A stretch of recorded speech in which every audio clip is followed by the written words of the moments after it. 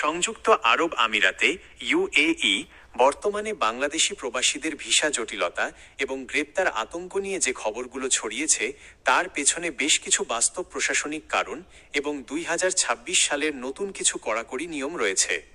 Social মিডিয়ার আতঙ্কিত হেডলাইনগুলোর পেছনের মূল সত্য এবং বর্তমান পরিস্থিতি নিচে বিস্তারিত দেওয়া হলো। 1. কেন এই ভিসা জটিলতা ও আতঙ্ক? বর্তমানে আমিরাতে অবস্থানরত বাংলাদেশিরা মূলত তিনটি প্রধান কারণে সংকটে পড়েছেন। ভিসা নবায়ন, রিনিউয়াল ও ট্রান্সফার জটিলতা। 2026 সালের মে মাসের শেষ দিকের রিপোর্ট অনুযায়ী অনেক প্রবাসী বছরের পর বছর বৈধভাবে কাজ করার পরও তাদের ভিসার মেয়াদ শেষে তা নবায়ন করতে গিয়ে বা অন্য কোম্পানিতে ভিসা ট্রান্সফার করতে গিয়ে আবেদন বাতিল হয়ে যাচ্ছে। ফলে অনেক বৈধ প্রবাসী হঠাৎ করেই অবৈধ হওয়ার ঝুঁকিতে পড়ছেন। ভিসা নিষেধাজ্ঞার গুঞ্জন। 2026 সালের শুরু থেকে বিভিন্ন আন্তর্জাতিক ট্রাভেল ও ইমিগ্রেশন সাইটে খবর ছড়ায় যে বাংলাদেশ সহ 9টি দেশের নাগরিকদের জন্য নতুন ভিজিট ও কর্মসংস্থান ভিসা সাময়িকভাবে স্থগিত বা ব্লক রাখা হয়েছে। যদিও আমিরাত সরকার আনুষ্ঠানিকভাবে কোনো তালিকা প্রকাশ করেনি, তবে প্র্যাকটিক্যালি সাধারণ ক্যাটাগরির নতুন ভিসা প্রসেসিং প্রায় বন্ধ রয়েছে। অতীতের রাজনৈতিক অস্থিরতার প্রভাব। 2024 সালের মাঝামাঝি সময়ে বাংলাদেশে আন্দোলনের সমর্থনে সংযুক্ত আরব আমিরাতের রাস্তায় কিছু প্রবাসী বিক্ষোভ করেছিলেন। আমিরাতের আইন অনুযায়ী অনুমতি ছাড়া যে কোনো ধরনের জনসমাবেশ বা বিক্ষোভ সম্পূর্ণ নিষিদ্ধ। সেই ঘটনার পর থেকেই বাংলাদেশিদের উপর আমিরাত ইমিগ্রেশনের নিরাপত্তা স্ক্রিনিং এবং নজরদারি অনেক গুণ বেড়ে গেছে। 2. গ্রেপ্তার আতঙ্ক কি সত্যি? আমিরাতে যত্রতত্র বা ঢালাওভাবে প্রবাসীদের গ্রেপ্তার করা হচ্ছে না, তবে দেশটির রেগুলার আইন অনুযায়ী নির্দিষ্ট কিছু কারণে প্রবাসীরা আইনের মুখোমুখি হচ্ছেন। কারা গ্রেপ্তার বা জরিমানার ঝুঁকিতে আছেন? 1.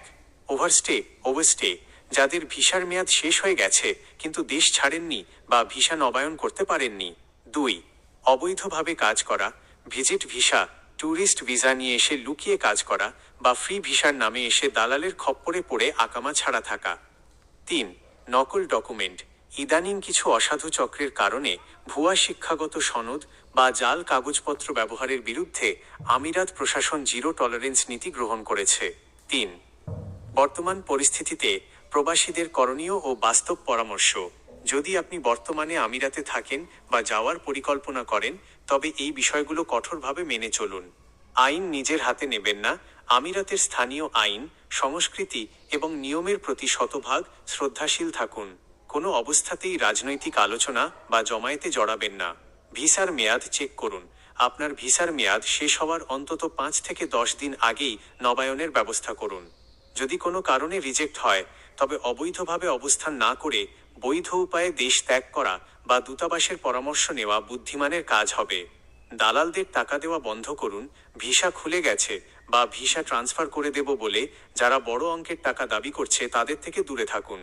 সরকারের আনুষ্ঠানিক ঘোষণা বা অনুমোদিত টাইপিং সেন্টার তাশিল এর ছাড়া লেনদেন করবেন না। হাই প্রফেশনালদের সুযোগ। মনে রাখবেন, সাধারণ শ্রমিক ও ভিজিট ভিসা সাময়িক ব্লক থাকলেও ডাক্তার, ইঞ্জিনিয়ার, আইটি স্পেশালিস্ট বা গোল্ডেন ভিসা ক্যাটাগরির হাই প্রফেশনালদের জন্য কিন্তু এখনো পথ খোলা আছে। আপনি কি নিজে এই মুহূর্তে আমিরাতে আছেন এবং আপনার ভিসার মেয়াদ বা ক্যাটাগরি নিয়ে কোনো নির্দিষ্ট সমস্যায় পড়েছেন? অবান্তর ভয় না পেয়ে সঠিক তথ্য জেনে পদক্ষেপ নিন।